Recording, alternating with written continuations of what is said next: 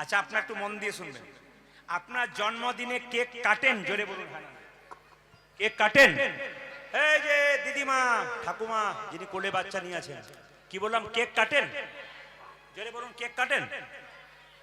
আর বলছে বলবো কি, চুপ থাকাটাই বুদ্ধিমানী কাজ। কেক কাটেন? আচ্ছা, মোমবাতি জ্বালান? জ্বালান না? দু চারজন খুব চালাক, মোমবাতি জ্বালান। কেক কাটেন? মানে হ্যাঁ না নাও না। সেই ভোটের সময় দেখবেন কিছু লোক আছে দুপক্ষেই মুড়ি খায়, বেটা কাকে যে ভোট দেয় কেউ জানে না, অন্তর্যামী জানে। এই দিকেও খাই বেটা, ওই দিকেও খাই, কেউ জানে না। এরকম দেখবেন, আপনারা দেখতে পাচ্ছি আপনাদেরকে ধসা এলাকা একটা ভালো জিনিস বলুন তো, অন্য জায়গায় মায়েরা দেখবেন কেক কাটেন, হ্যাঁ, মোমবাতি জ্বালান, হ্যাঁ, আর এখানে কেক কাটেন না। জয় নিতাই। আর বলবেন না হরে কৃষ্ণ। বেশ, ঠিক আছে, ঠিক আছে, বুঝলাম। হরি বল, হরি। তবে আপনারা যেভাবে এঁটে সেটে বসছেন, আমি আজকে সিদ্ধান্ত নিয়েছি 3টে পর্যন্ত কীর্তন করবো। রাজি আছেন? রাজি আছেন? না না, 3টে মানে ভোর 3টে নয়, 3 ঘন্টার কথা বলেছেন। আমি 3টের কথা বলছি। জয় নিতাই। সবাই মন দিয়ে শুনবেন, এটা নেমে যাচ্ছে মাঝে মাঝে। জয় নিতাই। বেশ, একটু টাইট দিয়ে দাও। হরে কৃষ্ণ। আচ্ছা, একটা কথা বলি, আপনারা সব জায়গাতে করেন, মোমবাতি জ্বালান কিংবা আপনারা কেক, আস্তে আস্তে বাবা, বয়স্ক বাবারা শুনবেন, দেখবেন বাড়িতে বাড়িতে আপনার নাতি নাতনির যখন জন্মদিন হয় তখন কেক কাটে আর দেখবেন মোমবাতি জ্বালায়। আর মোমবাতি জ্বালিয়ে কেক কেটে কি বলে, happy birthday to you, push করে না? আপনারা করেন না? আচ্ছা বলুন, আপনার ছেলের জীবনে অন্ধকার, হাসলে হবে না, উত্তর দেবেন। আপনার ছেলের জীবনে অন্ধকার চান না আলো চান? জোরে বলুন, জোরে বলুন। আচ্ছা, মোমবাতি জ্বালিয়ে যদি নিভিয়ে দেওয়া হয়, অন্ধকার হয় না আলো হয়? তাহলে কাল থেকে আর মোমবাতি নেভাবেন? জোরে বলুন, নেভাবেন? আচ্ছা, আপনার ছেলের জন্মদিনে যদি মাংস রান্না করা হয়, যতগুলো পাখি বা পশু কাটা হয়, আপনার ছেলের জন্যই কাটা হয়। যদি কাউকে হত্যা করা হয়নি, আপনার ছেলের জীবনের মঙ্গল চান, সত্যি কি কাউকে মেরে আপনার ছেলের জীবনের মঙ্গল হয়? বিচার করুন। যদি জ্ঞান থাকে, যদি চৈতন্য থাকে, প্রকৃত বৈষ্ণব যারা আছেন তারা বিচার করছেন, আপনারা যারা বসে আছেন তারা বিচার করছেন। আমি বলতে চাইছি কি, যেদিন বৈষ্ণবরা জানেন কি, যেদিন আপনার ছেলের জন্মদিন হবে, যতগুলো পাখি পশু কাটবেন ততগুলো কিন্তু আপনার ছেলের জন্য গেল। তো একজনকে হত্যা করে আপনার ছেলের জীবনে হ্যাপি মানে সুখী দিন চাইবেন, সত্যি কি সুখী হবে? জোরে বলুন, সত্যি কি সুখী হবে? না। 2, আচ্ছা বলি, এইদিকে আপনি যে মাংস খান, কিছু মনে করবেন না, আপনার আঙ্গুলটা যদি আমি বলি আমাকে কেটে দেন মা, আমি ঝোল করে খাবো, আপনি দেবেন? জোরে বলুন। আঙ্গুলটা কেটে দেবেন? জোরে বলুন, দেবেন? তাহলে আপনার আঙ্গুল যখন কেটে দেবেন না, আপনার বড় কষ্ট হবে। একটা পাখির যখন জীবন নেবেন, ওর গলা কাটবেন, ওর কত কষ্ট হয়। একজনকে কষ্ট দিয়ে নিজের শরীরকে যদি আমি পুষ্ট করতে চাই, সত্যি কি আমার শরীর ভালো হবে? বিচার করবেন আপনারা। আবার শুনবেন, যে যেখানে বসে আছেন, আমাদের সনাতন ধর্ম বললো আমাদের ছেলেদের জন্মদিনে কি করতে হয় মা? সবাই তাকান। আমাদের ছেলেদের জন্মদিনে একটা করে প্রদীপ গোবিন্দের চরণে, একটা করে প্রদীপ জ্বালাতে হয়, কি দিয়ে? ঘি দিয়ে। আর প্রদীপটা জ্বালিয়ে ভগবানকে বলতে হয়, এই প্রদীপটা যেমন জল জল করে জ্বলছে, আমার ছেলের জীবন প্রদীপ যেন দীর্ঘদিন ধরে জল জল জল জল করে। কি সুন্দর কথা আমাদের আছে, কিন্তু আমরা এগুলো ব্যবহার করি না। 2, মায়েরা, আপনারা কেক কাটবেন না, কি করবেন? কৃষ্ণের যেদিন জন্ম হয়েছিল কেক কেটেছিল? জোরে বলুন। মহাপ্রভুর জন্ম হয়েছিল, কেক কেটেছিল? আরে আপনি মিষ্টি দেন, আপনি লাড্ডু দেন, ওসব দেবেন কি জন্য? কেকের মধ্যে তো ডিম থাকে, আপনি দেবেন কেন? আপনি কি দেবেন? বাচ্চার জন্মদিনে আপনারা কি দেবেন মায়েরা? একটু পরমান্ন পায়েস তৈরি করে তুলসী পত্র দিয়ে গোবিন্দের চরণে বলবেন, হে প্রভু, আমার ছেলে যেন ভবিষ্যতে প্রসাদ ভোজী হতে পারে, ভক্ত হতে পারে। এই আহ্বান যদি আপনারা করতে পারেন, নিতাই গৌর হরি বল বলে আপনার ছেলে কৃষ্ণ। হরি বল, হরি বল। সবাই লক্ষ্য করুন যে যেখানে বসে আছেন। তাই বলরামের জন্মদিন ছিল মায়েরা, সেই দিন কৃষ্ণ সুযোগ পেয়েছে, বলছে মা আমাকে সাজিয়ে দাও। বলে কিভাবে? এই দেখো, শ্রীদাম সুদাম দাম সুবলা দিয়ংশ, আজ শ্রীদাম সুদাম দাম সুবলা দিয়ংশ, শ্রীদাম সুদাম দাম সুবলা দিয়ংশ, শ্রীদাম সুদাম দাম সুবলা দিয়ংশ, দাঁড়াইয়া দাঁড়াইয়া দাঁড়াইয়া আছে রাজপথে, আছে রাজপথে, দাঁড়াইয়া আছে রাজপথে, দাঁড়াইয়া আছে রাজপথে, দাঁড়াইয়া আছে দাঁড়াইয়া আছে দাঁড়িয়ে আছে, দাঁড়িয়ে আছে, দাঁড়াইয়া আছে দাঁড়াইয়া ও দেখো দাঁড়াইয়া আছি, দাঁড়াইয়া আছি, শ্রীরাম সুদাম প্রথম আছে দাঁড়াইয়া আছে দাঁড়াইয়া, শ্রীদাম সুদাম প্রথম আছে, দাঁড়িয়ে আছে, দাঁড়িয়ে আছে, শ্রীরাম সুদাম প্রথম আছে দাঁড়াইয়া আছে দাঁড়াইয়া, শ্রীরাম সুদাম প্রথম আছে, দাঁড়াইয়া আছি, দাঁড়াইয়া আছি, দাঁড়াইয়া দাঁড়াইয়া দাঁড়াইয়া আছে রাজপথে, দাঁড়িয়ে আছে রাজপথে। জোরে বলুন রাধা রানী কি, শ্যাম সুন্দর কি।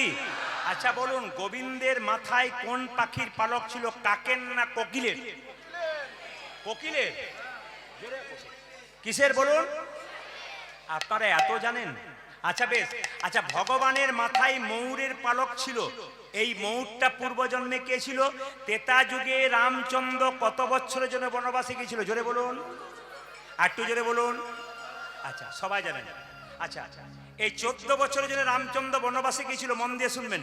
আচ্ছা বলুন তো মায়েরা, কই রামচন্দ্রের 14 বছরে বনবাস চাইলো, 12 বছরের চাইলো না, 16 বছরের চাইলো না? কেন কেন 14 বছরে চাইলো? ভালো করে শুনবেন যারা কীর্তন শোনেন, এখানে অজানা জিনিস আপনি জানবেন।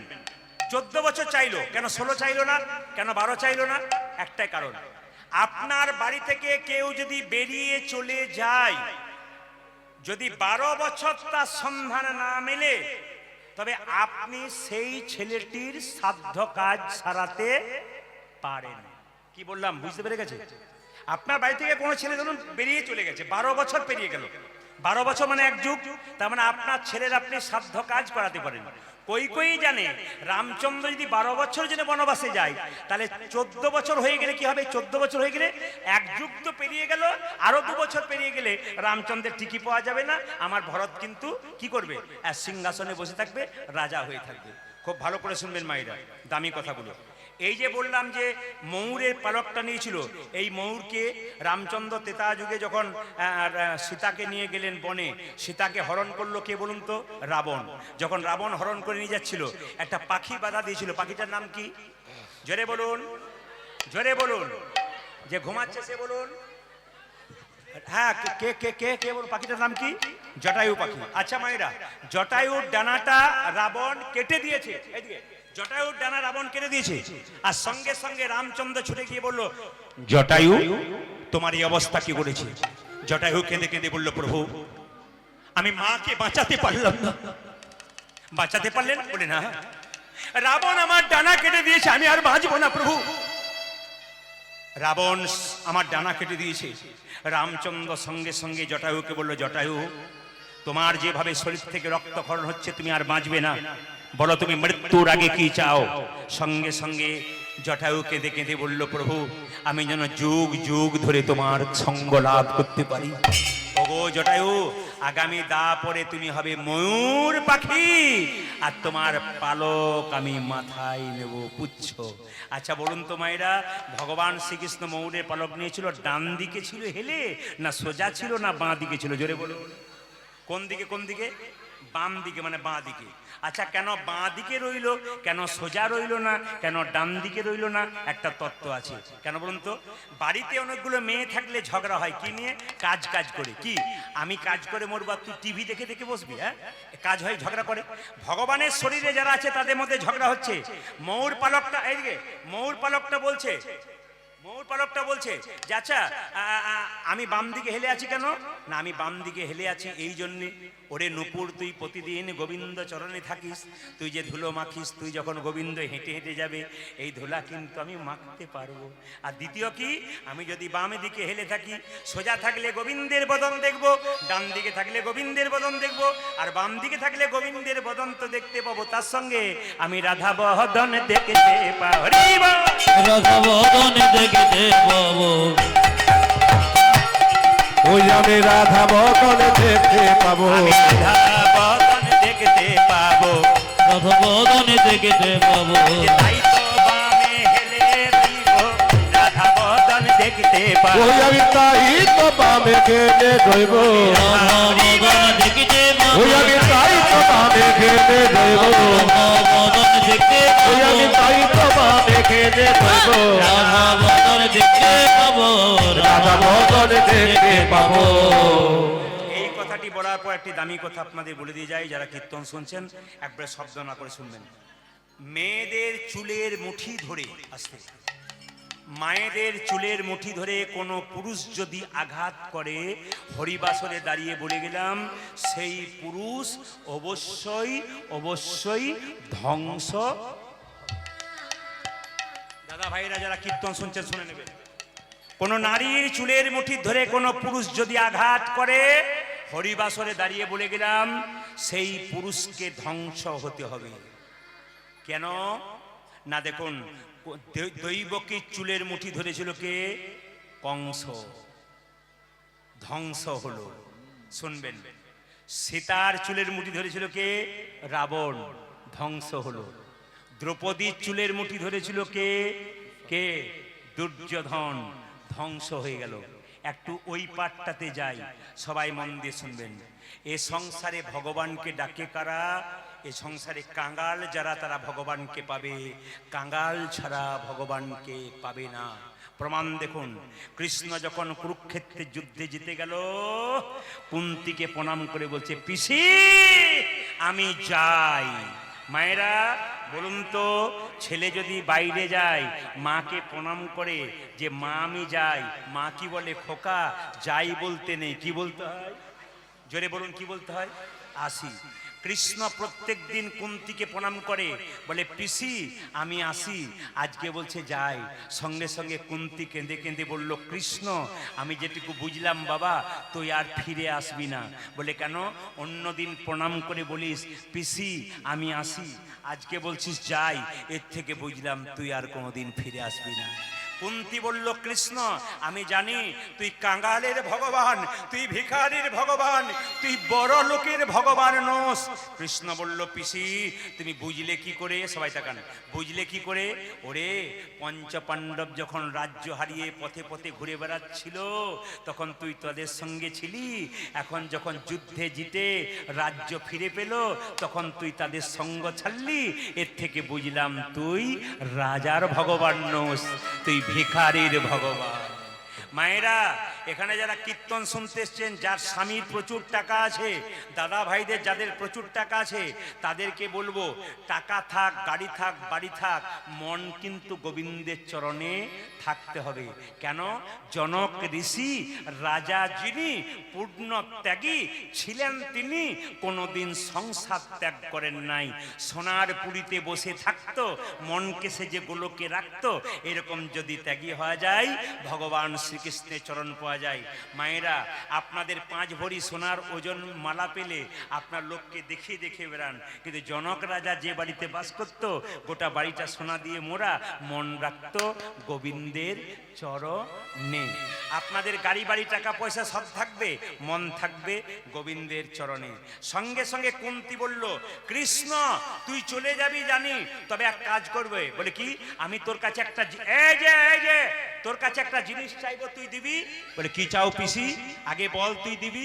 কথা দিলাম তোমাকে দেব, তবে শোন আমি তোর চরণে একবার প্রণাম করতে চাই। পিসি পিসি আমি তোমার ছেলে, তুমি আমার মা সম্পর্কে, তুমি প্রণাম করবে কেন? আমি যে তোমার ছেলে। বলছে না রে, তুই যে পুরুষ, তুই যে পুরুষ। বলছে তোমার পঞ্চপাণ্ডব পুরুষ নয়, আমার পঞ্চপাণ্ডব শুধু পুরুষ, আর তুই হলি পুরুষোত্তম ভগবান কৃষ্ণ, তোকে প্রণাম করব। তবে তবে হ্যাঁ হ্যাঁ হ্যাঁ, তোর কাছে একটা নিবেদন রইল। বলে কি? একটা জিনিস তোর কাছে চাইবো, তুই দিবি। বলে কি চাও পিসি, কি চাও বলো?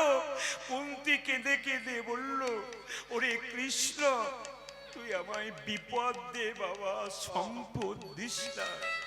তুই যদি সম্পদ দিস তবে তোকে ভুলে যাব, আর তুই যদি বিপদ দিস তোকে ভুলতে পারবো না। হরিবল, হরিবল, ওই জন্যে হরিবল। মায়েরা যারা বৈষ্ণব ভক্ত হয় তারা কোনদিন সম্পদ চায় না, তারা বিপদ চায়।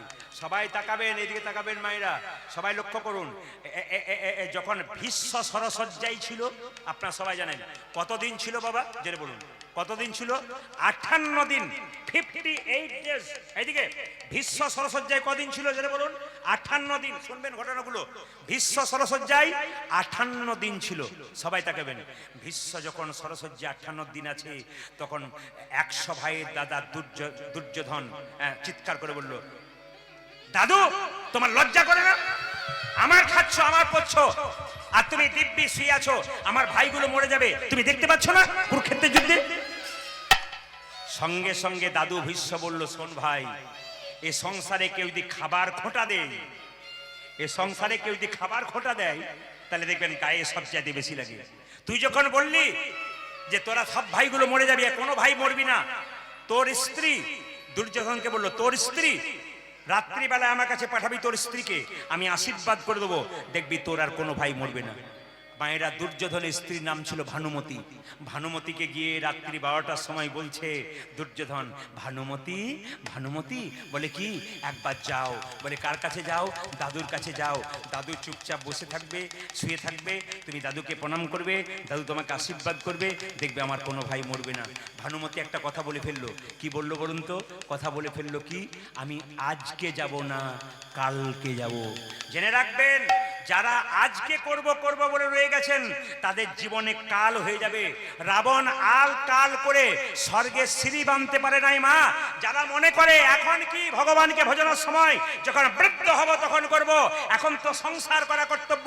জেনে রাখবেন, যে গাছে ফুল তত্তাজা থাকে ওটা গোবিন্দ সেবায় লাগে, আর যে গাছে ফুলটা ঝরে গেছে ওটা গোবিন্দ সেবায় লাগবে না। যখন আপনার বয়স হয়ে যাবে, চামড়া জড়ো হয়ে যাবে, পায়ে হাঁটতে পারবে না, কানে শুনতে পারবে না, তখন গোবিন্দ সেবায় নিজেকে দিয়ে কোনো লাভ নেই বাবা। সবাই লক্ষ্য করুন, ভানুমতি গেল না, সুযোগটা নিয়ে নিল কৃষ্ণ। রাত্রি 12টার সময় দ্রৌপদী বাড়িতে শুয়ে আছে, আর দ্রৌপদীর বাড়িতে ধাক্কা দিচ্ছে কৃষ্ণ। দ্রৌপদী, দ্রৌপদী, দ্রৌপদী। রাত্রি 12টার সময় দ্রৌপদীর দরজাটা খুলছে, দেখছে কৃষ্ণ দাঁড়িয়ে আছে। দ্রৌপদী বলছে, প্রভু অসময়ে এলে কেন? রাত্রি 12টা মানে তো অসময়, তুমি এলে কেন? ভগবান সুন্দর উত্তর দিলেন, কি, আমি যার কাছে যাই সময় না। কখন যে কার কাছে যাব, 5 বছরও যেতে পারি, 10 বছরও যেতে পারি, 15 বছরে যেতে পারি, আমি যার কাছে যাব তার কোনো সময় নাই। এসেছো কেন? সবাই তাকান। চলো, দাদু ভীষ্ম ঘুমোচ্ছে, এই সময় তুমি মাথায় কাপড়টা নিয়ে দাদুকে প্রণাম করে দেবে, তোমাকে ভানুমতি ভাববে, তোমার মাথায় হাত দিয়ে আশীর্বাদ করে দেবে, আর সঙ্গে সঙ্গে দেখবে তোমার ভাই, তোমার স্বামীরা কেউ মরবে না, পঞ্চপাণ্ডব বেঁচে যাবে। সবাই তাকান মায়েরা। কৃষ্ণ যাচ্ছে আগে আগে, আর দ্রৌপদী যাচ্ছে পেছন পেছন। যখনই দাদু ভীষ্মের দরজায় গেছে, অমনি দ্রৌপদী এগিয়ে গেছে। দ্রৌপদী যখন আগে আগে চলে যাচ্ছে, দ্রৌপদী জুতো পরে, চটি পরে যাচ্ছে। কৃষ্ণ চালাকি করে বলল, দ্রৌপদী, দ্রৌপদী, বলে কি, জুতোগুলো খুলে যাও। কেন? যদি গুরুজনদের কাছে যেতে হয় জুতো খুলে যেতে হয়। আসলে ভগবানের ইচ্ছা কি বলুন তো, আমার চরণ ধরে সবাই কাঁদে, আমি তো কারো চরণ পাই না। আমি আজকে দ্রৌপদীর জুতো জোড়া ধরে বুকে নিয়ে কাঁদবো, দেখবো ভক্তের চরণ ধুলিতে কত আনন্দ, ভক্তের চরণ ধুলিতে কত আনন্দ আছে। সবাই তাকান মায়েরা। দ্রৌপদী যেই না জুতো জোড়া খুলেছে, সবাই তাকাবেন, জুতো জোড়া খুলেছে, এক পা করে দাদু ভীষ্মের ভেতরে ঢুকেছে, আর ঢুকতে যাবে, আর কৃষ্ণ সঙ্গে সঙ্গে দ্রৌপদীর জুতো জোড়া বুকে নিয়ে বারবার বারবার কাঁদছে। আর দ্রৌপদী যেই না পেছন ফিরে দেখতে পেল কৃষ্ণ তার চরণ, এই চরণ, খরম যুগল নিয়ে, চটি যুগল নিয়ে যেই না বুকে ধরে কাঁদছে, দ্রৌপদী জিজ্ঞেস করলো, প্রভু তুমি আমার জুতোটা বুকে ধরে কাঁদছো কেন? দ্রৌপদী, এতদিন কতজনকে বলেছি তোমার চরণ দাও, চরণ দাও। আমি যেমন ভগবান, আমার চরণ সবাই পছন্দ করে, আমিও তো ভক্তির চরণ পছন্দ করি। কোনো ভক্ত আমাকে চরণ দেয় না কেন জানো? তাদের নরকগামী হবার ভয় আছে। আমি তো ভক্তির চরণ ধরতে ভালোবাসি, আমি ভক্তির চরণ ধরবো। এই বলে মায়েরা যেই না জুতোটা ধরে বারবার কাঁদছে, দ্রৌপদীর উত্তরটা দেখুন, প্রভু আমার চরণটা তুমি চাইলে না কেন? আমি তো চরণটা তোমাকে দিতাম। বলে কেন? এই দেহ যদি তোমার হয়, এই চরণটা কি আমার? এই দেহ যদি তোমার হয়, চরণটাও তোমার। তোমার জিনিস তোমাকে দেব, তার জন্য আবার দুঃখের কি আছে? তোমার জিনিস তোমাকে দেব, তার জন্য দুঃখের কি আছে? মায়েরা, যেই না দ্রৌপদী এই কথা বলে ভীষ্মের কাছে গেছে, সবাই তাকান মায়েরা, ভীষ্ম কাঁটার মধ্যে শুয়ে আছে, কষ্ট পাচ্ছে। উত্তরগুলো শুনবেন। দ্রৌপদী চিৎকার করে বলছে, দাদু। ভেবেছে ভানুমতি এসেছে, সবাই তাকান। দাদু মাথায় কাপড়টাকে নিয়ে চুপচাপ বসে আছে। আর ভীষ্ম দাদু বলেছে, মানে দ্রৌপদী দাদু বলেছে, আর ভীষ্ম ভেবেছে তারে ভানুমতি এসেছে। মাথায় হাত দিয়ে বলল, তোমার স্মৃতি সিঁদুর দীর্ঘায়ু হোক। সঙ্গে সঙ্গে সঙ্গে সঙ্গে দ্রৌপদী মাথাটা উঁচু করে বলল, দাদু। সঙ্গে সঙ্গে ভীষ্ম বলল, দ্রৌপদী তুমি কি করে জানলে ভানুমতির আসার কথা ছিল? সঙ্গে সঙ্গে দ্রৌপদী কেঁদে কেঁদে বলল, ওগো দাদু, এই জগতে গোপনে যতই ঘটনা ঘটুক, কেউ জানুক আর না জানুক, একজন জানেন, তিনি ভগবান শ্রীকৃষ্ণ। বলে কৃষ্ণ কোথায়? কৃষ্ণ কোথায়? বলে তোমার দরজায় এলো না কেন? দ্রৌপদী বলল, কৃষ্ণ সবার দরজায় যায়, যে তাকে ডাকে তার বাড়ি যায়, যে তাকে ডাকে না তার বাড়ি থেকে সবার বাড়ি যায়, যে তাকে ডাকে তার বাড়ি যায়, ঢোকে আর যে তাকে ডাকে না তার বাড়ি যায় না। সবাই তাকান। ভীষ্ম কেঁদে কেঁদে বলছে, কৃষ্ণ আমি যেই সরসজ্জায় শুয়ে আছি, আমি কেন এই কাঁটার মধ্যে অবস্থায় শুয়ে আছি? সঙ্গে সঙ্গে ভগবান বলল, ভীষ্ম তুমি কি অপরাধ করনি? ভীষ্ম বলছে, আমি কোনোদিন অপরাধ করি না। বলে তোমার কত জন্মের কথা মনে আছে? বলে তোমার 7 জন্মের কথা মনে আছে। বলে হ্যাঁ, আমার 7 জন্মের কথা মনে আছে। সঙ্গে সঙ্গে কৃষ্ণ বলল, তোমার 8 জন্মের কথা মনে আছে? বলে না, 8 জন্মে তুমি কে ছিলে জানো? কে? তুমি একজন রাজপুত্র ছিলে। রাস্তা দিয়ে একটা লাঠি নিয়ে যাচ্ছিলে, হঠাৎ একটা সাপ রাস্তা দিয়ে যাচ্ছিল, বিষধর সাপ। তুমি ছিল রাজপুত্র, বেতের লাঠি দিয়ে সাপটাকে কাঁটার ঝোপে ফেলে দিয়েছিলে। আর যখন কাঁটার ঝোপে ফেলে দিয়েছিলে, ওই সাপটা বারবার কাঁটার ঝোপে কেঁদেছিল, হে জগন্নাথ জগতের নাথ, জগন্নাথ জগতের নাথ, তুমি জগতে গীর্ণ, তুমি বিচার করো। ভগবান সেই দিন বলেছিল, বলো তুমি কি চাও? ভগবান বলেছিল কি জানেন?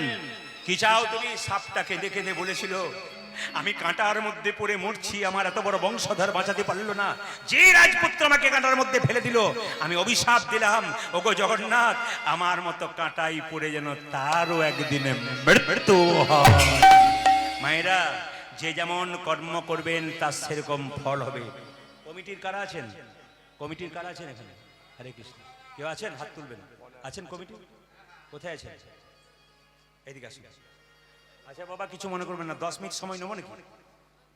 না বন্ধ করে দেবো? সময় নেবো? এরা আমাকে বলেছিল 8টা করছিল, তো আমি বলেছিলাম যে না, আমি 8টাতেই করবো, কিন্তু আপনাদের ভালোবাসার জন্য একটু বাড়িয়ে দিই, না কি বলছেন? যেরকম রাধা রানী কি, শ্যাম সুন্দর কি, মদন মোহন কি, হরিবাসর কি। আচ্ছা বেশ বেশ বেশ, যখন শুনছেন তখন একবার এক কাজ করুন তো, 18ই ফাল্গুন তো হোলি আসছে, এই গানটা একবার গাওয়ার পরে আপনাদের সুন্দর একটা তত্ত্ব কথা বলুন। হাত তুলুন, একসঙ্গে হাত তুলুন, একসঙ্গে হাত তুলুন, একবার শ্যামল তুলুন, একসঙ্গে একসঙ্গে হাত তুলবেন, একসঙ্গে সুন্দর করুন, আবার গাইব, একসঙ্গে হাত তুলুন, বাহ বাহ, হাত তুলবেন একসঙ্গে।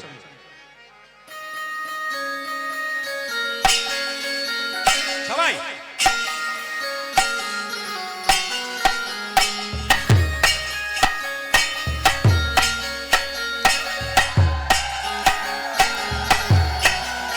উলধ্বনি।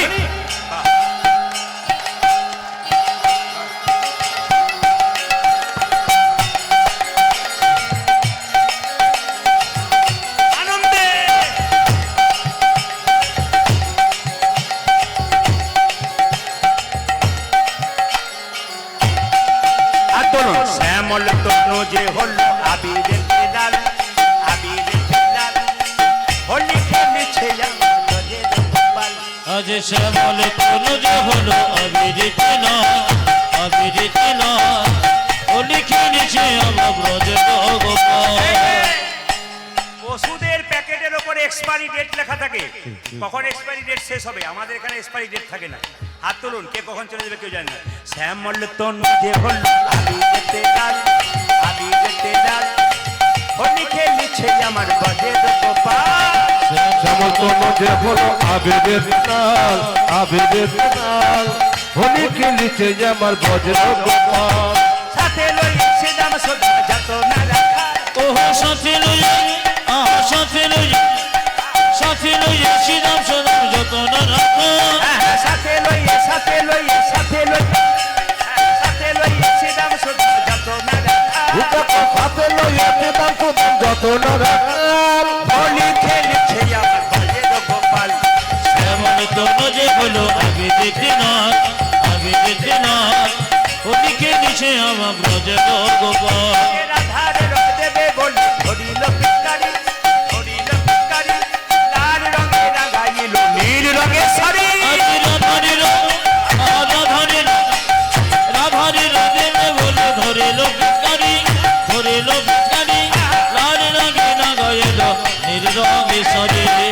ট্রেন আসবার সময় সিগন্যাল দেয়, কিন্তু মৃত্যু আসবার সময় সিগন্যাল দেয় না। হাত তুলুন। রাধারে রং দেবে বলে ধরিল পিচকারি, আহা। ধরিল পিচকারি, আহা। লাল রঙে রাঙাইল নীল রঙে শাড়ি। রাধারে রং, রাধারে রং, রাধারে রং দেবে বলে ধরিল পিচকারি, ধরিল পিচকারি, লাল রঙের জাগা ছিল নীল রঙের শাড়ি। এ রাধা বলে রং দিও না দোহাই নন্দলাল, রাধা বলে রং দিও না দোহাই নন্দলাল।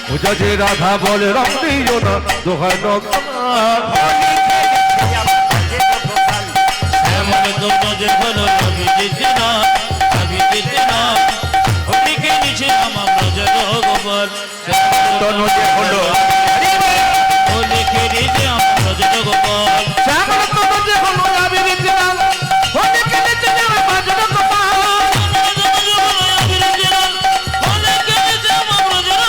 আজ শ্যামল তনুজে হলো আবিরিত লাল, হোলি খেলেছে আমার ব্রজের ব্রজের গোপাল। গোপাল।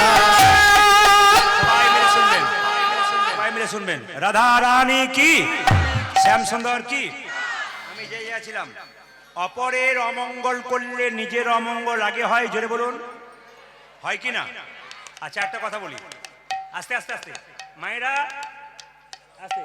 এ সংসারে কেউ কারো, জোরে বলুন, আমি জোরে শুনতে যাই, এ সংসারে কেউ কারো, বেশি জোরে জোরে বলবেন না। যে স্বামীকে বলেছিলেন পরের সপ্তাহে একটা সোনার মালা নেবো, আর যদি বলেন কেউ কারো নয়, চান্স কিন্তু নাই, আপনাদের চান্স নেই। শোনার খুব সুন্দর কথা বলেছেন। হরিনাম শোনা শুনলে আর শোনা পড়ার দরকার হবে না। বেশ ঠিক আছে, জোরে বলুন রাধা রানী কি। আচ্ছা যে জায়গাতে ছিলাম মায়েরা, কৃষ্ণের একটা পিসির ছেলে ছিল, তার নাম কি, যার জন্মের পরে 3টে চোখ আর 4টা হাত হয়েছিল, বলতে পারবেন? জোরে বলুন। Very good, Shishupal. মায়েরা শিশুপালের যখন জন্ম হয়েছিল, সবাই তাকান, 3টে চোখ আর 4টা হাত হয়েছিল। তো 3টে চোখ 4টা হাত যখন হয়েছিল, আপনাদের গ্রামে কোনো ছেলের জন্মের পরে 3টে চোখ 4টা হাত হলে আপনারা সব দলে দলে দেখতে যাবেন না? জোরে বলুন হ্যাঁ না না, দেখতে যাবেন তো? এখন সবাই লক্ষ্য করুন, শিশুপালের মা যখন দেখলো ছেলেটা 3টে চোখ, আচ্ছা বলুন তো, মা কখনো ছেলেকে ফেলতে পারে? আপনারা সবাই তাকিয়ে দেখুন, এই যে একটা বাচ্চা আছে, নার্ভের প্রবলেম আছে, আছে না? আমি যত কীর্তন করছি, লাফাচ্ছে, নাচছে, আনন্দ করছে, মা কি ছাড়তে পেরেছে? বলুন আপনারা, মা ছাড়তে পেরেছে? মা দেখুন বাড়ির সবাই ছেড়ে চলে গেল, মা কিন্তু ছাড়তে পারবে না। কেন বলুন তো? খাওয়ানো, শোয়ানো, পায়খানা যাওয়ানো, প্রস্রাব যাওয়ানো সব মায়ের দায়িত্ব। সারা রাত্রিটা মা জেগে থাকবে শুধু সন্তানের মুখটাকে দেখে। এগুলো লক্ষ্য করতে হয়। কীর্তনের আসরে যে আমরা আসি না, এগুলো দেখতে হয়। মায়ের মতো আপন কেউ, এ জগতে যার মা নাই, এ জগতে যার বাবা নাই, তার জীবনে কোনো দান। দামিন একবারে একবারে একবারে একবারে সবার কাছে নিবেদন রাখবো। দাঁড়ান, আমি তালি দিলাম তা নয়, আমি আপনাদের শব্দ করতে বন্ধ করলাম। মায়ের মতো আপন কেউ হয়, কেউ হই না যারে মা কাঁদে তা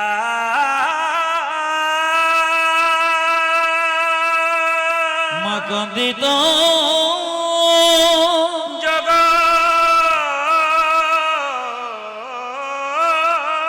কাঁদে।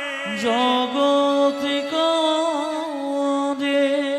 আমার মা যখন বেঁচে ছিলেন তখন কীর্তন করে যখন বাড়ি যাব, আমার মা যদি খবর পেত, ওইটা বাজছে, আমার মা যখন খবর পেত ছেলে রাত্রি 3টের সময় আসবে, তখন দরজায় ধাক্কা দেবার পর দেখতে পেতাম বাড়ির সবাই ঘুমিয়ে গেছে, আমার মা দরজাটা খুলছে আর খুলছে। হরি বল, হরি বল।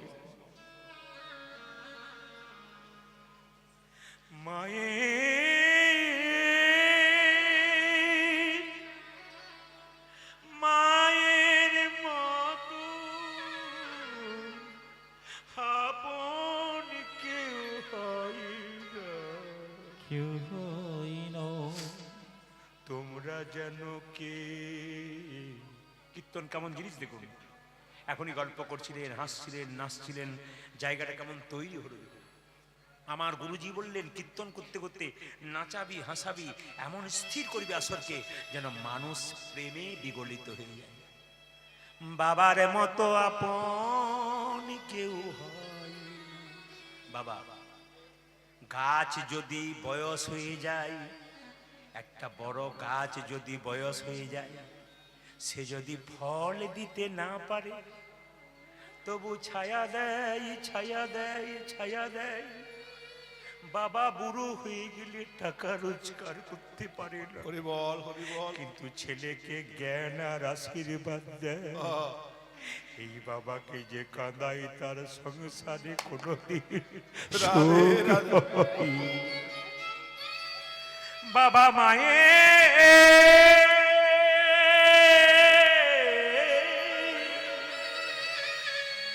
বাবা মায়ের মতো আপন কে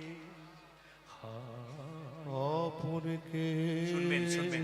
হই না। বড় খুব ব্যথার জিনিস, শুনবেন, খুব দামি জিনিস, প্রত্যেকটি পয়েন্টের কথা একবার ভেতরটা যদি আপনার কীর্তন শোনার পর যে একটু কাঁদতে পারেন না, এর মধ্যে যে আনন্দ পৃথিবীতে কোনো জায়গাতে আনন্দ নেই। যত কাঁদবেন ভেতরের ময়লা তত বের হবে, তত আপনি শান্তি পাবেন। হাসলে যত না শান্তি পান, কাঁদলে তার চাইতে বেশি শান্তি পাবেন। একটু সবাই লক্ষ্য করুন মায়েরা, এইদিকে একটা মায়ের বাচ্চা যখন মায়ের পেটে 10 মাস 10 দিন থাকে, একটা বাচ্চা মায়ের পেটে 10 মাস 10 দিন থাকে, সেই ছেলে যখন বড় হয়ে বারুইপুরে কিংবা ক্যানিং এ ফ্ল্যাট কেনে, আত্মীয় স্বজন সবার জায়গা হয়, কিন্তু বাবা মায়ের জায়গা হই না কলমে যতই দামি হোক, সেই কলমে যদি কালি না থাকে, ওই কলমের যেমন কোনো দাম থাকে না। তুমি যতই শিক্ষিত হও আর যতই টাকা থাকুক, তোমার যদি বিবেক বিবেচনা না থাকে, তবে তোমার জীবনে কোনো লাভ থাকে লাভে হবে না। সবাই শুনবেন, যে যেখানে বসে আছেন, মায়ের মধ্যে দেখেছেন তো, আপনারা এই জায়গাটা অনুভব করুন। এখানে একবারে জীবন্ত প্রমাণ দেখতে পাচ্ছেন তো, পিতা মাতার কি দায়িত্ব, অদ্ভুত দায়িত্ব, অদ্ভুত অদ্ভুত। এগুলো লক্ষ্য করতে হয়। সন্তানকে কত কষ্ট করে নিয়ে যাচ্ছে দেখুন, একবার উলুধ্বনি দেন এই সন্তানের জন্য। দেখুন কত বড় সন্তান হয়েছে, এ খুব দামি, খুব মর্মান্তিক। দেখেছেন, পৃথিবীর সবাই ছেড়ে চলে গেল, সন্তান যতই বিকলাঙ্গ হোক, মা বাবা কিন্তু ছাড়তে পারে না। এ অদ্ভুত ব্যাপার মায়েরা। হরি বল। এই দিয়ে তাকাবেন, এক কলসি দুধে 7টা কলসি ভরে যায়, কিন্তু 7টা কলসিতে একটা কলসি ভরে না। একটা মা তার দুগ্ধ দিয়ে 7টা সন্তানকে মানুষ করে, কিন্তু 7টা সন্তান বড় হয়ে একটা মায়ের পেট ভরাতে পারে না। সবাই তাকাবেন, ছেলে যখন মায়ের কোলে থাকে, ছেলে যখন মায়ের একটা স্তনে চুমুক দেয়, একটা স্তনে পা দিয়ে বারবার ধাক্কা দেয়, তবু মা তাকে কোনো মতে ছাড়ে না। আমি একটা জায়গায় গিয়েছিলাম, খুব দামি জায়গা, একটা অনুভব করবেন কথাগুলো, কত মার্মিক কথা একটা অনুভব করবেন। একটা জায়গায় গিয়েছিলাম, একটা ছোট্ট ঘরে তার মা, বৃদ্ধা মা বাস করছে। ওকে জিজ্ঞেস করলাম, মাসিমা আপনার ছেলে কটা? বলে 2টো। বলে কোথায়? একটা ডান দিকের বাড়িতে, একটা বাঁ দিকের বাড়িতে। এইদিকে ছোট থাকে, এদিকে বড় ছেলে থাকে। বললাম তাহলে তুমি কার কাছে খাও? বলছে বড় ছেলের কাছে 15 দিন আর ছোট ছেলের কাছে 15 দিন। বললাম যে মাসে 31 দিন হয়? বলছে যে মাসে 31 দিন হয় সেই মাসে মা উপবাসী রয়ে যায়। 15 দিন করে 30 দিন ভাগ হয়, যে মাসে 31 দিন হয় ওই একদিন ছেলে মেয়েরা খায়, কিন্তু মা দুটো ভাই। কীর্তন শুনে কোনো লাভ হবে না যদি তোমার বিবেক না জন্মায়, যদি তোমার মনুষ্যত্ব না জন্মায়, তবে তোমার কোনো লাভ হবে না। সবাই শুনবেন, আপনারা যে এখানে বসে আছেন। এই দক্ষিণ চব্বিশ একজন খুব ভালো কীর্তনিয়া ছিল, এখন বয়স হয়ে গেছে। উনি বিশেষ কারণে অসুস্থ আছেন। সবাই শুনবেন ভালো করে। বিশেষ কারণে উনি অসুস্থ আছেন। উনি আমাকে একদিন জয়দেব মেলাতে কীর্তন করছিলাম, তখন আমার একটু কম বয়স ছিল, আমি কীর্তন গান গাইছিলাম। ওনার নাম হচ্ছে অরুণ চট্টোপাধ্যায় মহাশয়। আপনারা সবাই জানেন অরুণ চট্টোপাধ্যায়কে, আপনাদের দক্ষিণের মাটিতে নয়, আমাদের ওইদিকে বীরভূম, বাঁকুড়া, পুরুলিয়া অরুণদা একবারে পুরোপুরি ছেঁকে দিয়েছে, মানে কোথাও বাদ নেই। এই অরুণদার কথা আমি বলি। একদিন জয়দেবে গান করছিলাম মেলাতে, অরুণদা দাঁড়িয়েছিল, গান শোনার পরে দৌড়ে গিয়ে আমাকে বলেছিল একটা কার্ড দিস তো, সবাইকে নিয়ে বলে একটা কার্ড দিস তো। আমি কার্ড দিলাম। উনি বলে গেলেন, শোন তোকে কিন্তু নিয়ে যাবো, যাবি তো? বলে হ্যাঁ। উনি ফোন করছেন, শোন ধামুয়াতে একটা বড় আসর হয়, তুই আসবি। আপনারা যারা ধামুয়া নাম শুনেছেন দেখবেন বিরাট বড় আসর হয়। ওখানে আমাকে প্রথম অরুণদা বললেন, এই প্রদীপ, এই চোরাই ধামুয়াতে সন্ধ্যে 7টা থেকে তোর গান আছে। আমি সকালে বেরোলাম, গান করলাম। উনি যখন গান করার পর ওনাকে গান করতে যাওয়ার সময় ওনাকে প্রণাম করে গেলাম। ওপরে উঠলাম আসরে, ওঠার পর বললেন, দেখ তোকে আমি দায়িত্ব দিলাম, তুই এবার নিজের বাজার তুই করে নিবি। তো ওই দিন গানটা করার পর সেই রাত্রিতে আমার 33টা জায়গায় আপনাদের দক্ষিণ চব্বিশ বুক হয়েছিল। সেদিন অরুণদা আমাকে পিঠে চাপড়ে হাত দিয়ে বলেছিল, আমি জানি তুই পারবি, তোকে আমি বীরভূম থেকে টেনে নিয়ে এলাম। ওই অরুণদা প্রথম কিন্তু আমাকে দক্ষিণ চব্বিশ মাটি দেখেছে, আর অরুণদার জন্য দেখেছি বলে আমি আজকে এই জায়গাতে আপনাদের দক্ষিণের মাটিতে এসেছি। তারপর ইউটিউবে আপনারা আমাকে দেখলেন।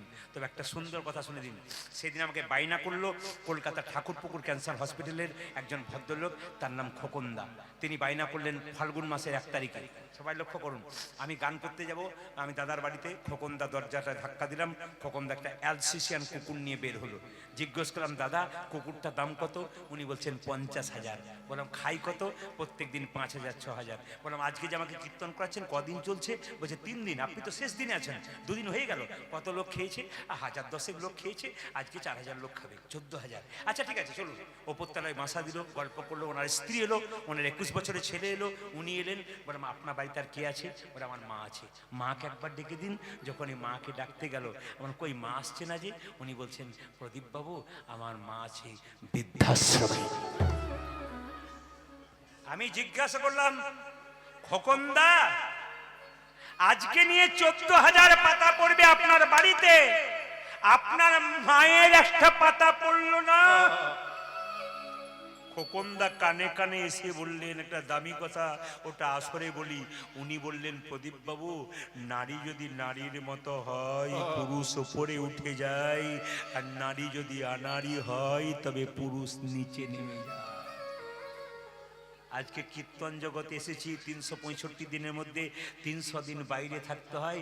আমাদের নারীরা যদি চঞ্চল হতো, আমরা এই জায়গায় থাকতে পারতাম না। নারী স্থির, নারী নারীর মতো হলে পুরুষ ওপর দিকে যায়, নারী আনারী হলে নিচে নেমে যায়। কীর্তন হয়ে গেল। মা খোকনদা বললেন, প্রদীপ বাবু আমার মাকে আনতে পারলাম না, মা আমাকে বলেছে কীর্তন করা বাবা, আমি গেলে যদি অশান্তি হয় দরকার নেই, তুই কীর্তন করা।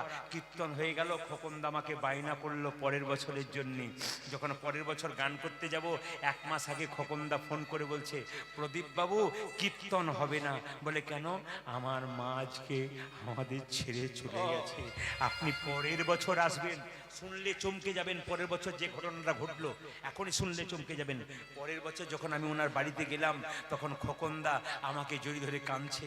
বললাম দাদা কাঁদছেন কেন? বলছে আর বলবেন না, আমার মা মৃত্যুর আগে একটা শিক্ষা দিয়ে গেল, এই শিক্ষাটা আসরে আসে বলবেন দাদা, আপনার মুখে মানাবে যদি জগৎ পরিবর্তন হয়। বললাম কি?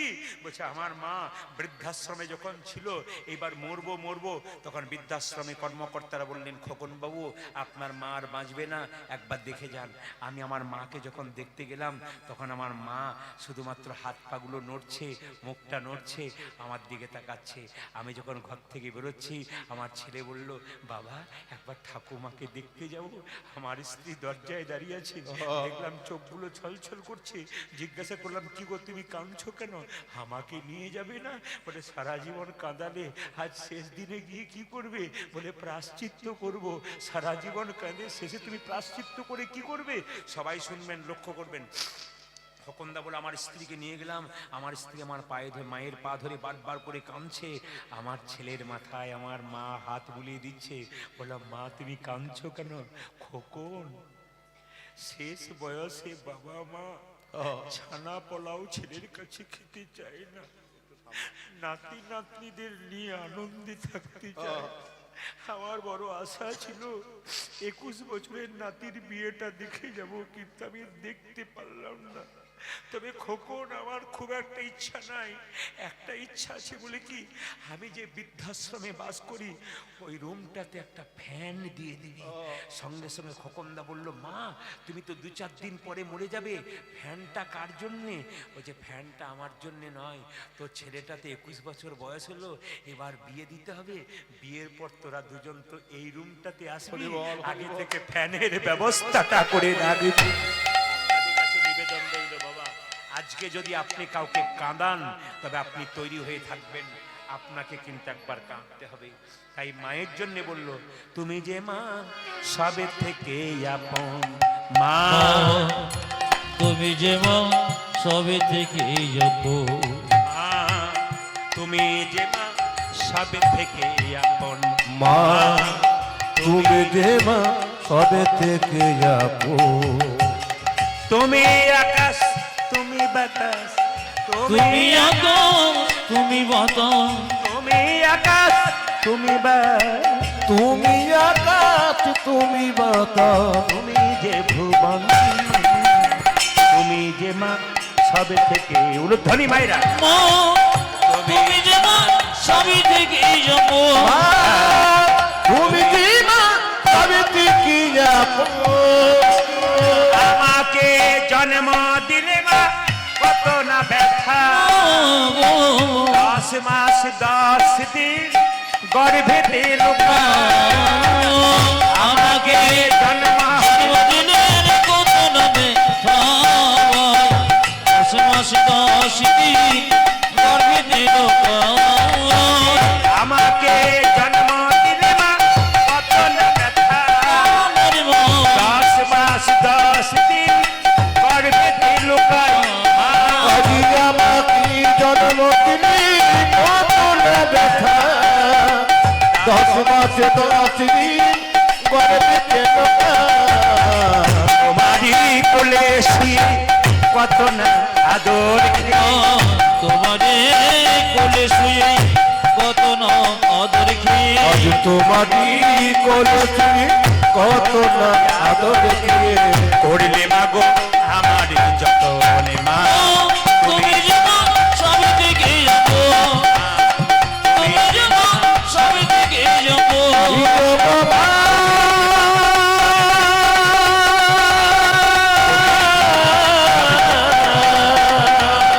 তুমি যে জননী মা, আমার মা তুমি জননী যে মা সাবিত্রী। আমার যে জায়গায় ছিলাম সেই জায়গাটা পূর্ণ করে দিই, যে জায়গায় ছিলাম সেই জায়গা পূর্ণ করে দিই। দেখুন মায়েরা সবাই লক্ষ্য করুন, যখন দেখবেন শিশুপালকে মাথায় করে নিয়ে তার মা যাচ্ছিল জঙ্গলে, আকাশবাণী হলো, মা তোমার ছেলেকে বাড়ি ফিরে নিয়ে যাও, তোমার ছেলেকে সবাই দেখতে আসবে, এমন একজন দেখতে আসবে যে দেখার সঙ্গে সঙ্গে তোমার ছেলের একটা চোখ আর দুটো হাত খসে পড়বে, জানবে তারই হাতে তোমার ছেলের মৃত্যু হবে। বলুন তো মায়েরা কে আসতে পারে, জোরে বলুন, কে আসতে পারে? খুশি, খুব খুশি, এ তো খুব ভালো বক্ত, খুশি। কি বললাম মায়েরা? কৃষ্ণ। সবাই লক্ষ্য করুন, শিশুপালকে নিচে নামিয়ে রেখেছে, সবাই দেখতে যাচ্ছে যে না কৃষ্ণ চৌকোঠায় পা দিয়েছে। শিশুপালকে দেখে বলল, শিশুপাল, একটা চোখ দুটো হাত খসে পড়ল। শিশুপালের মা কৃষ্ণকে বলল, কৃষ্ণ, এ তোর কে? আমার ভাই। আমি তোর কে? পিসি। আমার মাথায় হাত দিয়ে কথা দে, শত অপরাধ করলে ক্ষমা করে দিবি? কৃষ্ণ বলল, পিসি, শত অপরাধ করলে ক্ষমা করব, 101 হলে বেটাকে ছেড়ে দেবো না। লক্ষ্য করুন মায়েরা, সবাই লক্ষ্য করুন, যখন কৃষ্ণ যুধিষ্ঠির মহারাজ একটা রাজ্য যজ্ঞ করেছিল, কৃষ্ণকে সভাপতি করেছিল, সবাই মেনে নিল, একজন মানল না। কে বলুন তো? শিশুপাল। চিৎকার করে বলল, লম্পট, চোর, লম্পট, চোর, লম্পট, চোর। গালি দিতে দিতে যখন 101 হয়ে গেছে, কৃষ্ণ বলছে, তুই বলে যা, তারপর দেখ তোর কি হয়। 101 হয়ে গেছে মা, অমনি সঙ্গে সঙ্গে কৃষ্ণ সুদর্শন চক্র দিয়ে শিশুপালের মস্তকটা ছেদন করেছে। কৃষ্ণের সুদর্শন চক্রে কৃষ্ণের আঙ্গুলটা কেটে গেছে। দ্রৌপদী সামনে দাঁড়িয়েছিল, কৃষ্ণের আঙ্গুলটা কাপড় দিয়ে বেঁধে দিল। যখন কাপড় দিয়ে বেঁধে দিল, কৃষ্ণ বলল, দ্রৌপদী, এই যে তুমি এইটুকু কাপড় দিলে, এই কাপড় তুমি একদিন অনেক করে পাবে। মায়েরা শুনে রাখুন, আপনার তো মাসে 4 দিন অসুস্থ অবস্থায় থাকেন। দ্রৌপদীর যখন বস্ত্র হয়েছিল, তখন দ্রৌপদী কিন্তু 4 দিন অসুস্থ অবস্থায় ছিল। সবাই তাকান, দ্রৌপদী এক হাতে বস্ত্র ধরে আছে, এক হাতে বসন চাইছে, আর নারদ মুনি কৃষ্ণকে বলছে, অসহায় নারী ডাকছে, তুমি দিতে পারছো না বসন। সঙ্গে সঙ্গে কৃষ্ণ বলেছিল, দ্রৌপদীকে পরীক্ষা নেবার জন্য প্রস্তুত, দ্রৌপদী পরীক্ষা দেবার জন্য প্রস্তুত নয়। বলে কেন? এক হাতে নিজের উপরে ভরসা করেছে, আর এক হাতে আমাকে ডাকছে। এই জগতে যে 2 হাত তুলে ডাকে না, আমি তার কাছে কোনোদিন যাই না। দ্রৌপদী যেই না বলেছে, যা কিছু আমার সকলই তোমার, আমার কেবল তুমি, আমার কেবল তুমি, জীবনে মরণে জনমে জনমে প্রাণনাথ হইও তুমি, প্রাণনাথ হইও তুমি। দ্রৌপদী বস্ত্র পেয়েছে, আমি আগেই বললাম, অপরের অমঙ্গল করলে নিজের অমঙ্গল হয়। দ্রৌপদী বস্ত্র পেয়েছে, সবাই তাকান, দ্রৌপদী বস্ত্র চাইছে, কৃষ্ণ বস্ত্র দিচ্ছে, দুঃশাসন কাপড় টানছে। 1 ঘন্টা, 2 ঘন্টা, 3 ঘন্টা, 4 ঘন্টা। দুঃশাসন দুর্যোধনকে বলছে, দাদা হাঁপিয়ে গেলাম, জল তৃষ্ণা পেয়েছে, বাড়িতে গিয়ে জল খেয়ে আসি। যে না, বাড়ির ভেতরে জল খেতে গেছে, সবাই তাকান, জল যখন খেতে গেছে, দুঃশাসনের স্ত্রী উলঙ্গ হয়ে বসে আছে, শরীরে কাপড় নাই। শুধু দুঃশাসনের স্ত্রী নয় মা, 100 ভাইয়ের স্ত্রী উলঙ্গ হয়ে চুপচাপ বসে আছে। জিজ্ঞেস করছে দুঃশাসন তার স্ত্রীকে, কি ব্যাপার, তুমি উলঙ্গ হয়ে গেলে কেন, তোমার কাপড় কই? বলছে, শুধু আমি নয়, আমার 100 ভাইয়ের বউ সবাই উলঙ্গ হয়ে আছে। বলে, ঘটলো কেন এমন ঘটনা? সঙ্গে সঙ্গে দুঃশাসন স্ত্রী বলল, তোমার আর তোমার দাদার জন্য হলো। বলে, কেন? দ্রৌপদী কৃষ্ণকে বসন চাইছে, এত বসন পাবে কি করে? আমাদের গুলো টানছে আর দ্রৌপদীকে দান করছে। সবাই জানি মায়েরা, অপরের অমঙ্গল করলে নিজের অমঙ্গল আগে হয়। আসুন আমরা সবাই মিলে, আর সময় বেশি নেব না, এবার আমাদের নূপুর আসবে, আমার ভাইজি সম্পর্কে হয় বর্ধমানের। আপনার কীর্তন গান শুনবেন। একবার কালীয়নাগকে আমরা দমন করে দিই। ভগবান শ্রীকৃষ্ণ কালীয়নাগের মাথায় চাপলো, সবাই মাথায় কাপড়টা নিল, সবাই মিলে ভগবান শ্রীকৃষ্ণ কালীয়নাগের মাথায় চেপেছে, সবাই মাইরা, সবাই একসঙ্গে। যেই না কৃষ্ণ কালীয়নাগকে দমন করবার জন্য জলে ঝাঁপ দিয়েছে, দেখে কি মনে হচ্ছে যেন নীল কমল ভাসছে, নীল কমল ভাসছে, নীল কমল ভাসছে, যেন নীল কমল ভাসছে।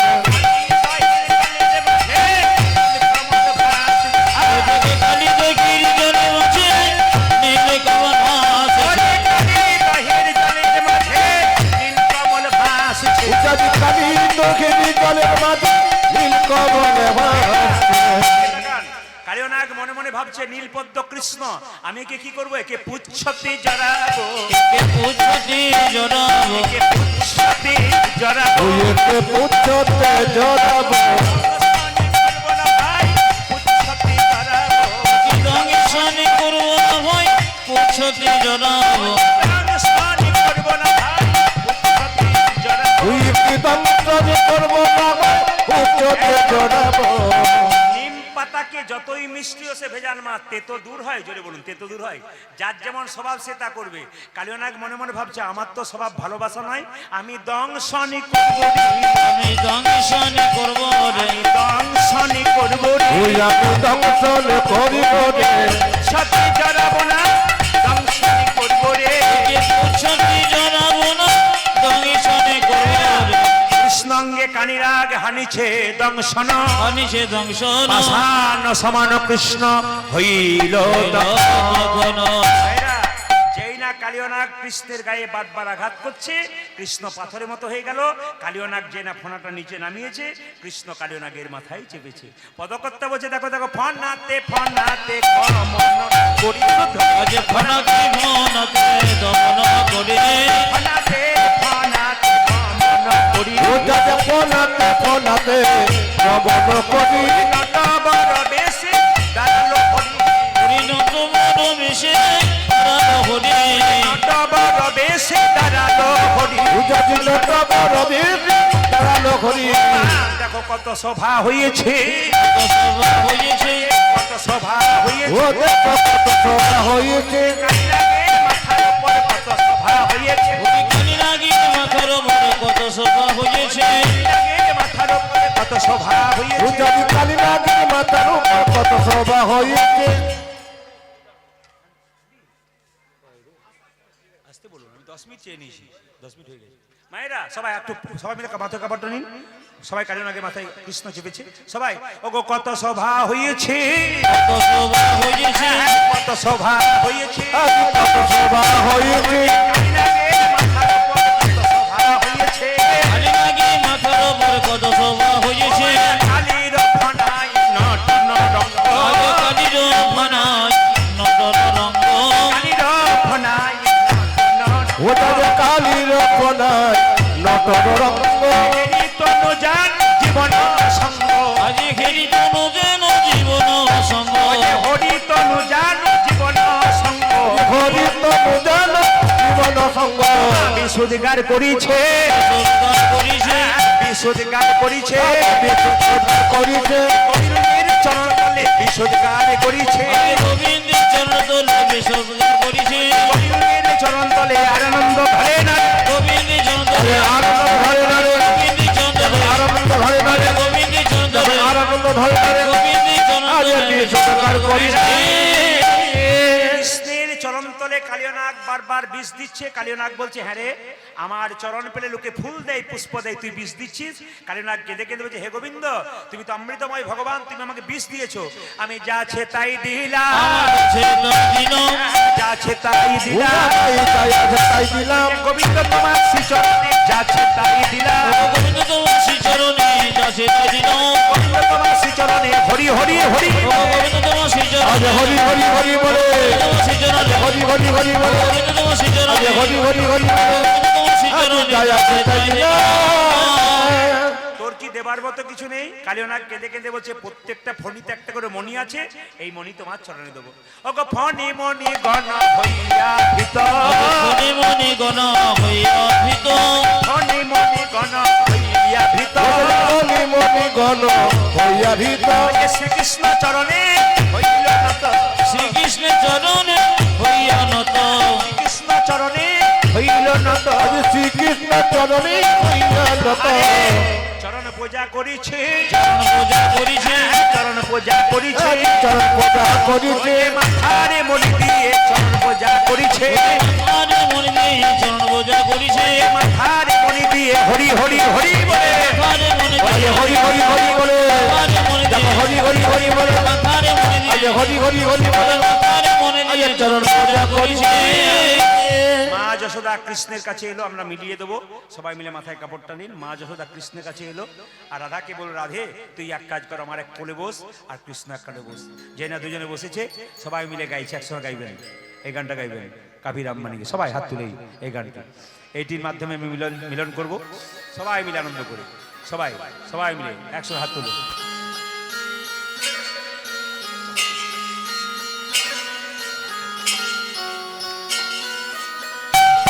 তালি তালি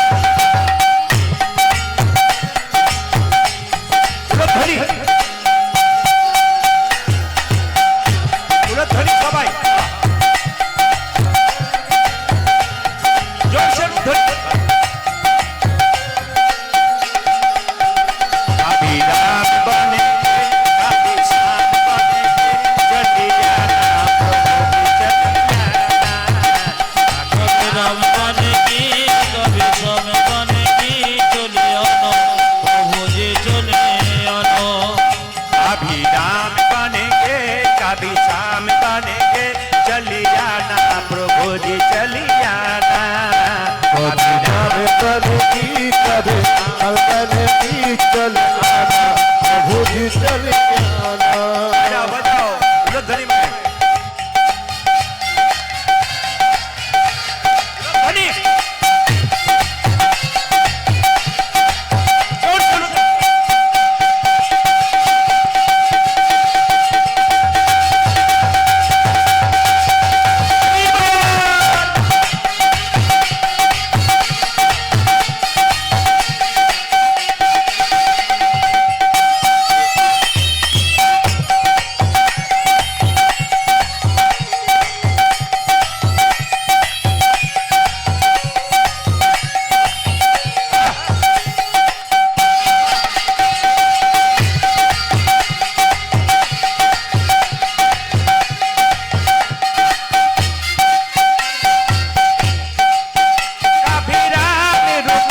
चली जाना कबीरा में चले आना कभिराम रूप में चली जाना कभिराम रूप में चल जाना सीता साथ হ্যাঁ শোনো শোনো এক মিনিট শোনো আসতে পারবে না এখান থেকে নিয়ে নিচ্ছে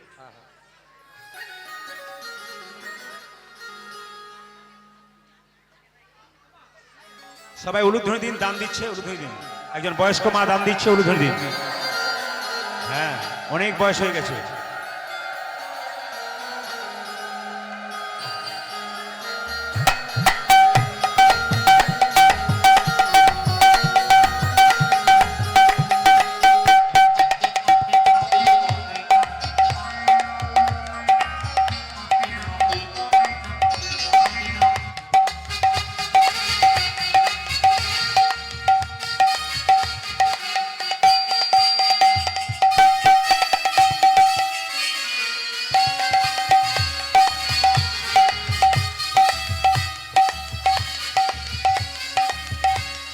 উলুধ্বনি দিন মায়ের জন্য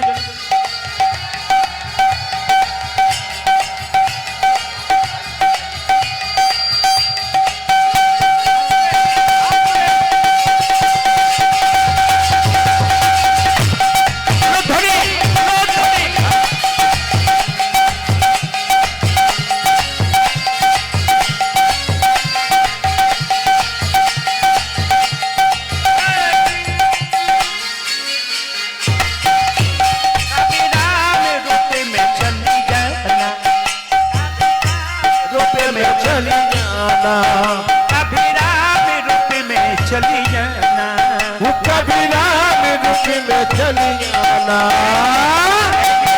এইদিকে এইদিকে কি सीता साथ लेके दोनों हाथ लेके ओ सीता साथ लेके दोनों हाथ लेके सीता साथ लेके दोनों हाथ लेके ओ सीता साथ लेके दोनों हाथ लेके चलिया प्रभु